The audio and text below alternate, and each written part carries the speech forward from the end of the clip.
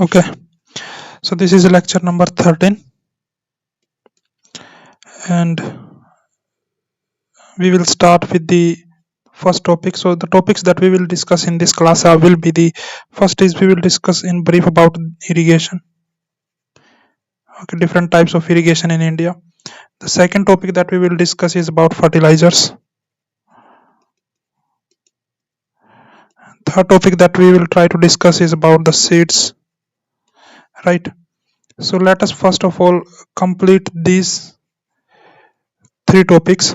Okay, after that the topic that we will be left with is the regionalism in not regionalism exactly, it is a regionalization of agriculture, regionalization of agriculture. So this will be the next topic. If we complete first these topics, then we will start with this regionalization of agriculture.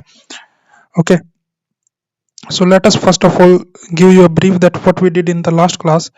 In class number 12, in lecture number 12, we discussed the three things. Number one is the green revolution, number two is the white revolution, and number three is the blue revolution. So these three topics we discussed in quite a detailed manner. So this was the last class. Now we will start with the class number 13, that is the irrigation topic. First of all, so scheme of irrigation in India is divided in the more particularly in three segments.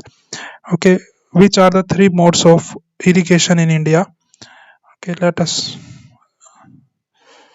start with first of all that. So irrigation scheme in India is divided in the canal irrigation, second one is the tube well irrigation, and third one is the tank irrigation, right? Tank irrigation.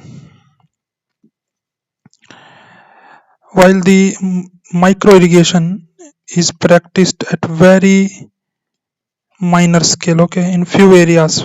Okay, so its percentage in terms of irrigation is very less. Okay, the canal irrigation is mostly practiced in the green revolution belt of India, green revolution belt. So this practice of the canal irrigation is prevalent in the green revolution belt, right? While the tube well irrigation is also present in the green, heavily used in the green revolution belt. Tank irrigation is mostly prevalent in the South India, Southern India, right? So these are the main reasons for these schemes. But now let us briefly also discuss the problems associated with these irrigation schemes. Okay, first of all, in case of if you see the canal irrigation, in case of canal irrigation, what is the problem? If you I ask you, the canal irrigation के साथ तो सबसे बड़ी problem है, that is the feeder system. Feeder system is not developed properly. Feeder system, right, is not developed. Problem number one. Problem number two is that it is centralized control. So centralized control is also a big problem for irrigation, right? Centralized control. Third problem is the high evaporation. Okay, evaporation rate is high, right? The next problem is the leakage problem. Leakage problem. Because of this leakage problem, the adjacent land to the canal irrigation, they suffer from the salinization. Okay. The next problem with the canal irrigation, again the same, the salinity and alkalinity problem. So that we said here because of the leakage problem. Okay, so these are the main problems with the canal irrigation. Along with this, if you see in India what happens, the irrigation potential created is not equals to irrigation potential utilized. Okay, so irrigation potential created and irrigation potential utilized. So irrigation potential utilized is close to just 75% of irrigation potential created, and because of this, number of problems of the in the irrigation system they are developed. Okay, because this creates a kind of disparities, because so irrigation this is the also a problem, and to address this problem, India launched a program that is called as command area development programs. command area development program. Okay,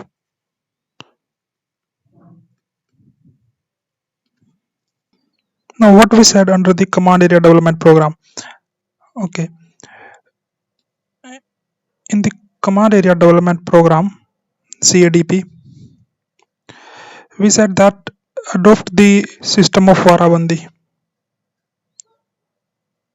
so that what happens in Varabandi, both small and the large farmers, both small and large farmers can get equitable access to the irrigation water, can get equitable access to the water. Okay, this was the first system that was adopted. The second aspect that was adopted in the CADP program, CADP, was that develop the field channels, field channel development. Okay, so that the water can reach, water can reach even the far away, even even the far away fields.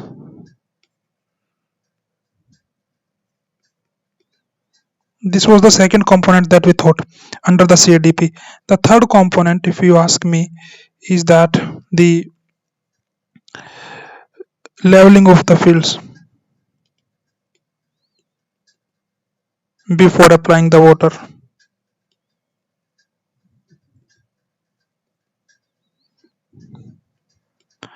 Okay, leveling of the field so that the water is applied uniformly in the complete field. Okay, so this was the third component.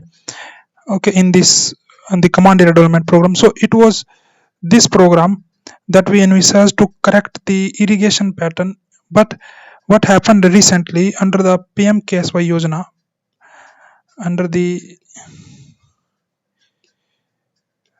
Pradhan Mantri Krishi Sinchai Yojana, this program was amalgamated in this. So this is a umbrella scheme, right? And the programs like Accelerated Irrigation Benefit Program, right, CADP, they have been watershed program, watershed. So these programs have been amalgamated or have been brought under this single program, that is PMKSY Krishi Sinchai Yojana. Okay, so this is Pradhan Mantri Krishi Sinchai Yojana.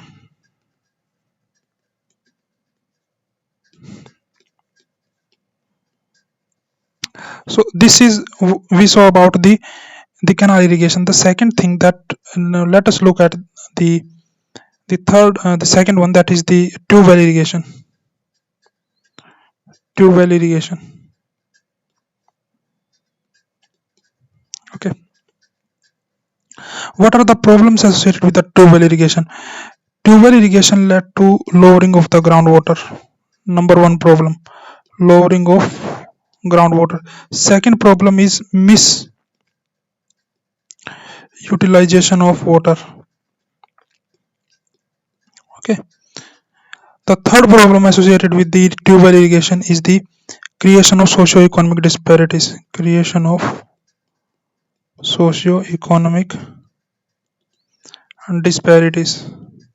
Okay, how this created the tube well irrigation created the socio-economic disparity. For example, there are two farmers, one is the small farmer, another is the large farmer. Okay, another is the large farmer. Okay, this large farmer has more wherewithal. That means this large farmer can dig the tube well to the greater depth. Okay, to the greater depth, while the small farmers can dig the tube well only to the small, shallow depth. So the more depth means this large farmer can extract more groundwater from the surrounding area. That means the water which was groundwater which was available to these small farmers is also diverted to the well of this large farmers. So there is the artificial disparity because of these two different depths that has been created between the small and large farmer, and this is just the consequence of the tube well irrigation. Okay, and the another problem that of the tube well irrigation is the huge subsidies were provided for this kind of irrigation, tube well irrigation. So this led to the burden on exchequer. So exchequer burden because of subsidy. Exchequer burden because of subsidies. Okay, so this was the another problem of this tube well irrigation, right? Moving on to the next type of irrigation that we said, the tank irrigation.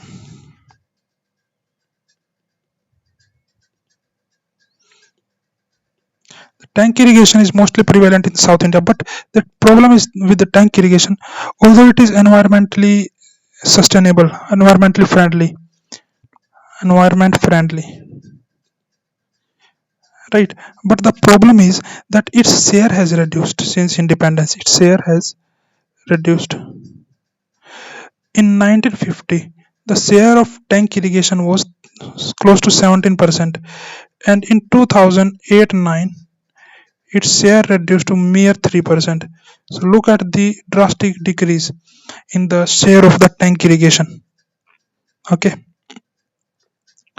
And another problem with the tank irrigation is that it is season dependent. It is season dependent. Okay. Only in the monsoon season the tanks can be filled with water. Okay, and they become dry in the dry season in the summer months. Another problem with the tank irrigation that you require huge energy to lift the water above the tank. So the lifting of water is another problem. Lifting of water is costly here, right? So this is another problem. So these are the problems of the tank irrigation. So what we said, that we said there, we in India we follow generally these schemes of irrigation. Number one is the canal irrigation.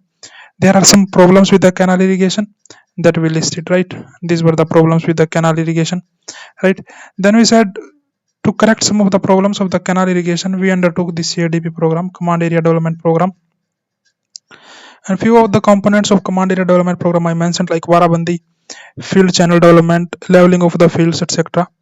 Okay, but then we said that recently 2015 government amalgamated accelerated irrigation benefit program CADP and watershed under the Krishi Sinchai Yojana, right? Now after that we said what are the problems with the tube well irrigation, groundwater extraction, misutilization, etc, etc. Okay, and then tank irrigation, we said there are some problems with the tank irrigation. Okay, so this was the brief that we said that we will discuss some brief about the irrigation. Okay, this was about the irrigation, this first topic, right? Moving on to the second topic, fertilizers. So let us discuss some brief about the fertilizers also, because this has also become another important topic. So here about we will discuss about the fertilizers. And in fertilizers we will not discuss the economy concept like MSP, sorry, the subsidies on the fertilizers. Okay, what are the rationale and how they are distributed. We will discuss the spatial concept and the temporal concept. Spatial concept I will explain in a minute, and the temporal concept. Now what I mean by temporal concept and spatial concept, that means that how the utilization of fertilizer changed with time and with space in India. So that we will discuss in a brief, and what are the reasons for this change and the reasons for this change, right? So this will be the discussion of the fertilizer, okay, topic. So the first of all, let us say the temporal concept. Temporal concept, that how with time the fertilizer consumption in India changed. So let me depict this with the graph, that how it changed, sorry, that how it changed with time. Now if you see,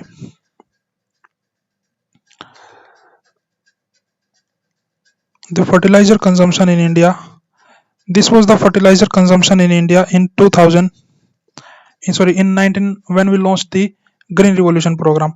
So at that time the fertilizer consumption in India was 0.3 million tons.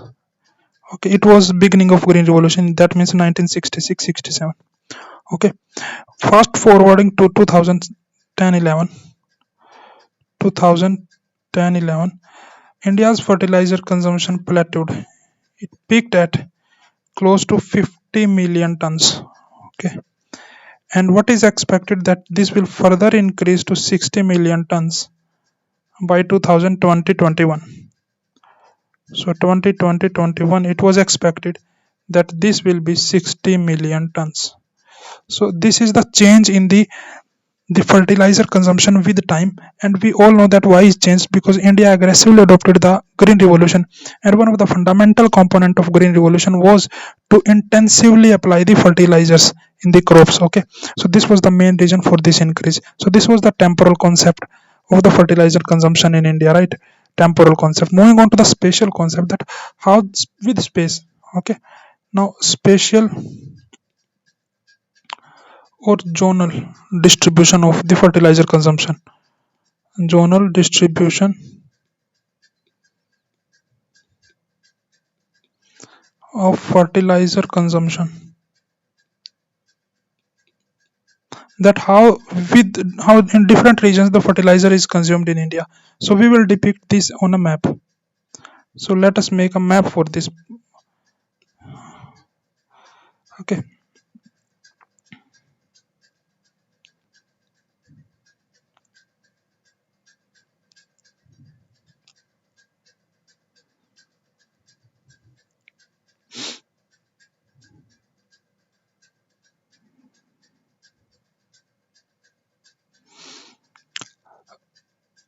this is the north region. Okay, and this is the highest fertilizer consumption region of the India, and the fertilizer consumption of India in this belt is in green revolution belt is 34%. Okay, 34%. When you come to the western India fertilizer consumption is 25%. 25%, close to 25%. And the reason for this main consumption here is in the cotton cultivation, because of cotton revolution happened in this western belt. Okay, this is the main reason here. When you come to the further south and southeast, then you will find the fertilizer consumption here is close to 24.7%, and this is mainly in the Krishna Godavari basin, right? Pennar basin and Kaveri basin. So these are the main reason where the consumption is high. Okay, and when you come to the eastern India, in the eastern India, the fertilizer consumption in eastern India is close to 13.5%, and this 13.5%, this is here mainly because of the rice revolution and jute revolution. Rice revolution plus jute revolution. Okay, so this is the zonal distribution of the fertilizer consumption in India, right? This is because of here in the north India is because of the green revolution, right? So now this is the second aspect that we said that we will what we are going to discuss in the fertilizer section. Okay, now let us see the third part. Sorry, the third part is the reasons for this change. What were the reasons for this change, or the factors that influence the fertilizer consumption? Factors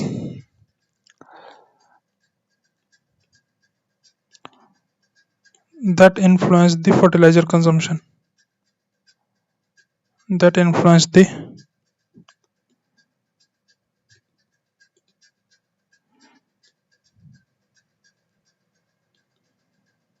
fertilizer consumption. Okay, so what can be the factors that can affect the fertilizer consumption? The factor number one is the agroecological condition. Agroecological conditions. Favorable agroecological condition. Okay, where rainfall is favorable, temperature is favorable, the condition in whole, whether it is the land suitability, the soil is such that, so all such factors, what I am saying is that factors like soil, factors like temperature, factors like rainfall, they all are favorable and support the crop, no, the cropping. So these conditions also require the application of the good amount of fertilizers. So the first factor influencing the fertilizer consumption is the agroecological condition. Okay, second factor that influence the irrigation is the fertilizer consumption is the irrigation. Okay, irrigation. Okay, the areas where irrigation facilities are absent, they are the minimum, they consume the minimum amount of fertilizer, while the areas which have the canal irrigation, the tube well irrigation, they have the high fertilizer consumption rate. For example, in the green revolution belt, okay, green revolution belt, high fertilizer consumption rate. The third factor that affect the consumption of fertilizer is the land holding size. Land holding size, okay, if the land holding size is large, if it is large, then farmers are generally rich, right? That means they can afford the high application or the large application of the fertilizer in the crop. So the land holding size is again a big factor. The fourth factor is the demography. Demography, okay, generally young population, generally young population, okay, they are more technology oriented, so they favor the high application of modern technologies, high application of modern technologies, and in this high application also falls the fertilizer. Okay, so this was the fourth factor affecting the consumption of fertilizer, demography. Number 5 that we can mention is the credit availability. Credit availability, okay, for example, in the Punjab Haryana region, in the Punjab and Haryana region, okay, a large chain of regional rural banks and the cooperative banks is established during the green revolution. Okay, so because of this the credit availability is very easy, so this also led to the high consumption of fertilizer. So high consumption of fertilizers, right? And above all we can say that sixth one is the pricing policy. Pricing policy of government. If the government is giving the subsidies on the fertilizer, that means if the subsidy is given on the fertilizers, okay, that particular fertilizer will be consumed in large amount. For example, the nitrogenous fertilizer subsidy is given on that, okay, because of this the nitrogenous fertilizer are consumed in excess as compared to the phosphate and the potassium fertilizers. So this has led to adverse, ratio of NPK fertilizer in the soil as well. So these are the conditions, the factors which affect the consumption of the fertilizer: agroecological condition, irrigation, land holding size, demographic, credit availability, and the pricing policy. Okay, so this was the second topic that we discussed about the fertilizers. Okay, so it was a decent discussion also. First was the on the irrigation. The third is the topic that is that we discussed is the seeds, right? So moving on the third topic, that is the seed sector.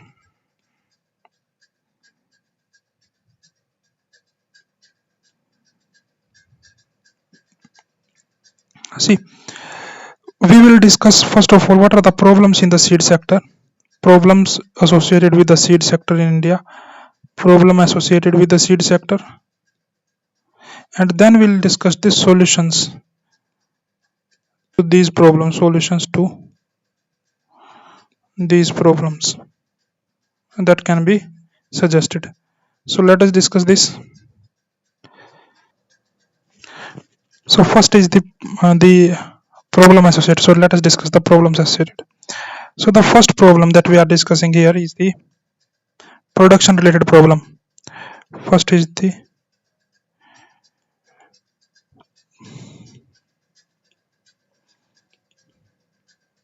see, in India, what we are trying to develop is we are trying to develop high yielding variety seeds. And most of the high yielding variety seeds are developed by the private sector. Okay, private sector, whether it is for the BT cotton or for the other crops. And we do not have any legislation to regulate the private sector. Any legislation to regulate the private sector. And this lack of having any legislation has led to the many mispractices and many malpractices, right? Malpractices like overpricing, okay, like selling spurious seeds, right? And other malpractices like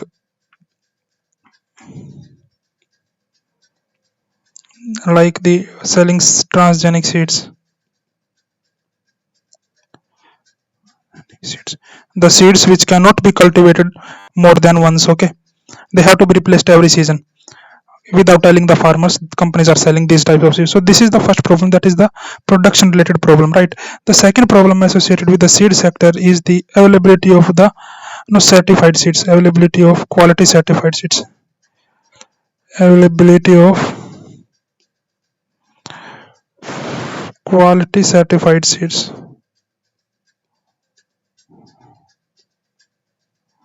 This is the second problem. Now what happens in case of wheat?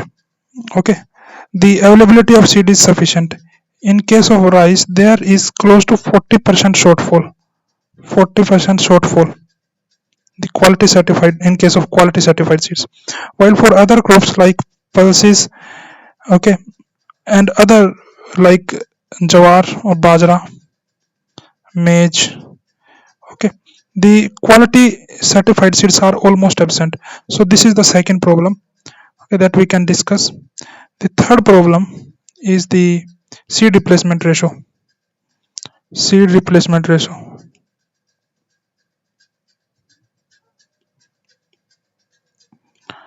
Okay, the seed replacement ratio, that means how much seed is new quality certified seed is used by the farmers. So the seed replacement ratio in India is very low. This SRR is very low. Okay. Now if you see the crop wise, for example, for wheat, for wheat, the SRR in currently SRR is 40%, while the required SRR is 117%. Okay, this must be the seed replacement ratio for wheat. In case of rice, the wheat replacement ratio currently is 39%, and required wheat replacement rice replacement the seed replacement ratio for rice is 87.7%. So this is the shortfall, this much is the low, the value of seed replacement ratio. Okay, the next issue that arises in case of the seed sector is the bt varieties. bt variety issues. As I said, the private sector is selling most of the bt crops, bt seeds, and they are not telling farmers in advance the quality of bt seeds. That means companies are dodging the farmers. For example, as I said, they are selling the transgenic seeds to the farmers without telling in advance what are the transgenic feed, what can happen if this they show the transgenic seeds. So this is the problem with the bt variety of the seeds. The next problem associated is the protection of rights of farmers. Protection of rights of farmers. Farmers are not in advance told about the many things, right? Like how much compensation will be given if the crop fails because of seeds, how much compensation. Okay, timeline of compensation, timeline of compensation. So all these issues are completely hidden from the farmers. So this is the fifth problem associated with the seed sector. And the next problem is the research and development. India spends very less amount or very low budget on the R&D. Okay, and this has led to poor quality development of seeds. Okay, so this is also needs to be corrected, research and development in the seed sector. So these are the problems that we said. Okay, the six problems, where the first one is the production related, availability of quality certified seeds, SRR, bt variety issues, protection of the rights of farmers, and research and development. Okay, low patent filing. Now we must also propose some solutions.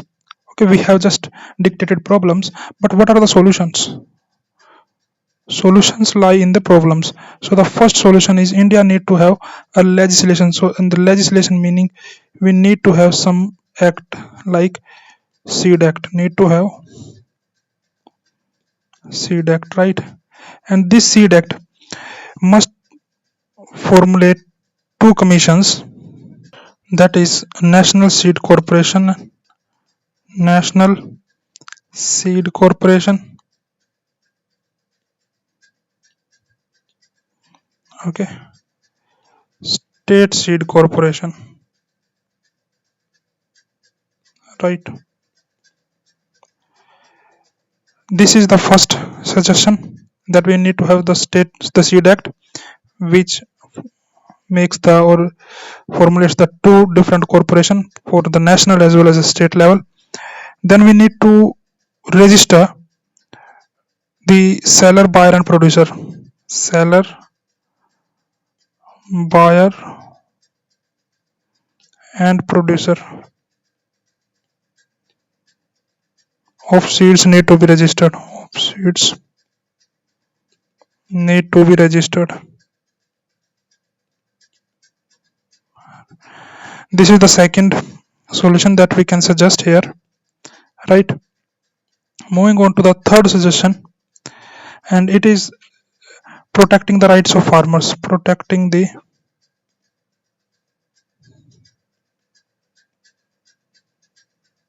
rights of farmers. Okay, that is, in this what we can do, proposing in advance to the farmers what will be the compensation amount, okay, what will be the timeline for that compensation. So all these should be dictated in advance. The next solution that we can suggest is for the quality seeds, okay, and for this we can rope in the seed corporation, whether it is national or the state. So seed corporations must develop the quality certified system for seeds. Quality certified system for wheats, right? This is the fourth solution. The fifth one is need to have clear policy on the GM seeds. Need to have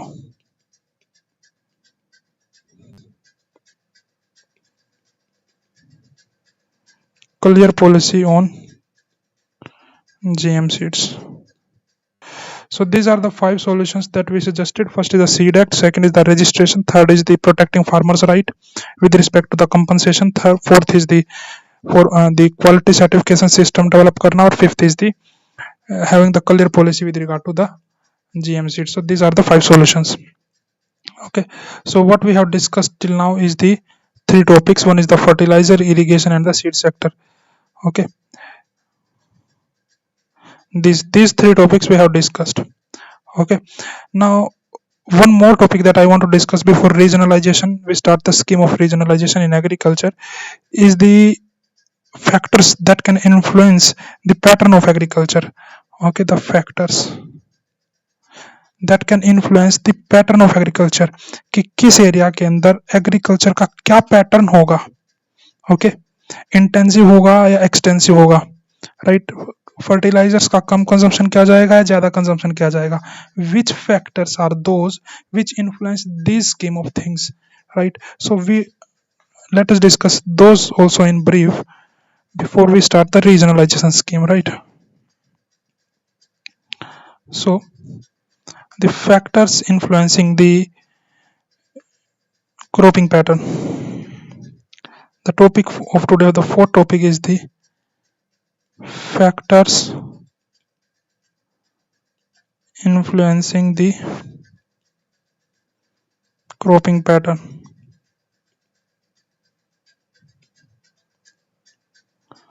Okay,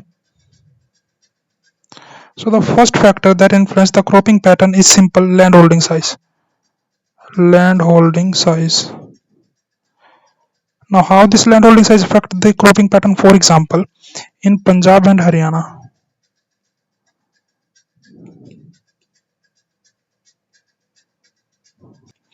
the size of land holding is large. Size of land holding is large, so 70% land holdings are large, while in case of Bihar the land holding size is small, so 80% of land holdings are small. Now what this disparity or this difference between the two regions has led to?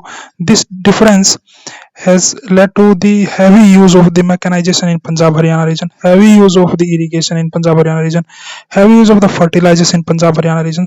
So these factors, land holding has completely changed the consumption of many associated factors, which in turn have changed the cropping pattern in these two regions, Bihar and the Punjab Haryana region.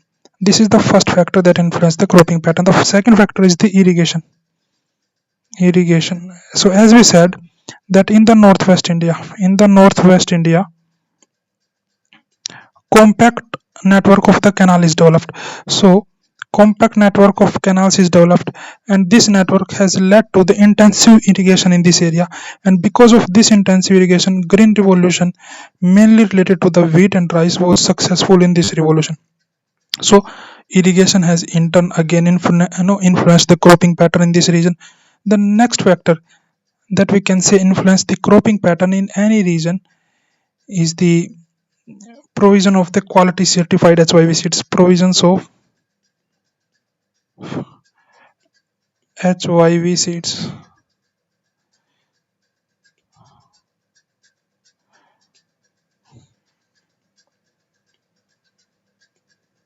provisions of HYV seeds. See, India, in case of wheat, in case of rice, the HYV seeds are available. So plus cotton as well, HYV seeds are available. So these crops witnessed increase in net sown area. But in contrast, if you see for maize, okay, for bajra, for pulses, okay, what is the problem here? The quality certified HYV seeds are not available, and this has led to decrease in the net sown area for these crops. So again, what we said, the HYV seeds presence, their provisions has again influenced the cropping pattern. The next factor that can influence the cropping pattern is about the marketing system, that we can say, right? Marketing,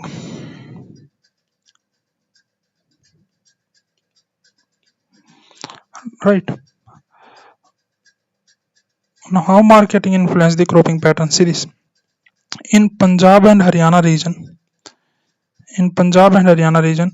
agriculture mandis, agriculture mandis are present in distance less than 5 kilometers, okay, in a radius of less than 5 kilometer.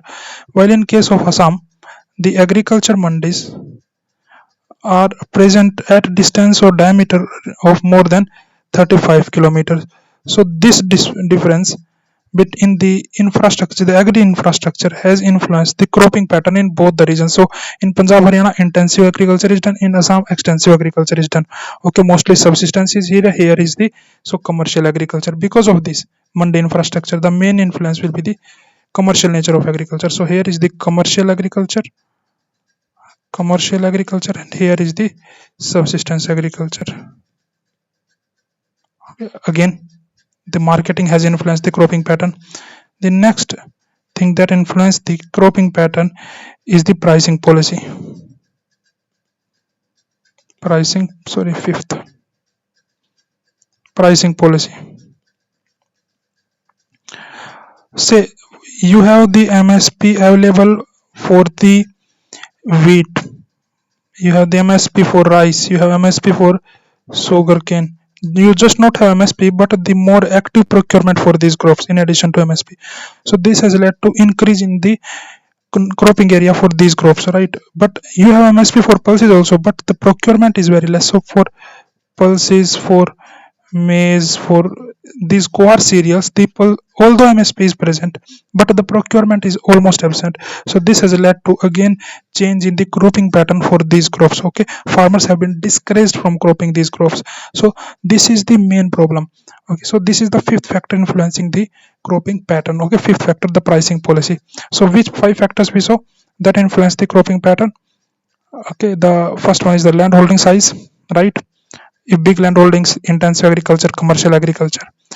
Irrigation again influence the cropping pattern. The HYV seeds, marketing, and the pricing policy. So these five factors we saw influencing the what? The pattern of agriculture. Right. So now we are left with the topic that is the regionalization of agriculture. Regionalization of agriculture, right? Regionalization of agriculture. And in regionalization of agriculture, we will do first scheme is the capoc scheme. Okay, second one is the Randhawa scheme of regionalization of agriculture. Okay, and next one that we will do is the agroecological region. So these three topics in the agriculture are left, and then we will be concluding with the agriculture, right? Agriculture is really a big topic. Okay, so we again could not reach the regionalization in this class. Okay, so we will start with the regionalization in the next class, right? So we discussed quite a lot of topics, the four topics mainly in this class. Okay,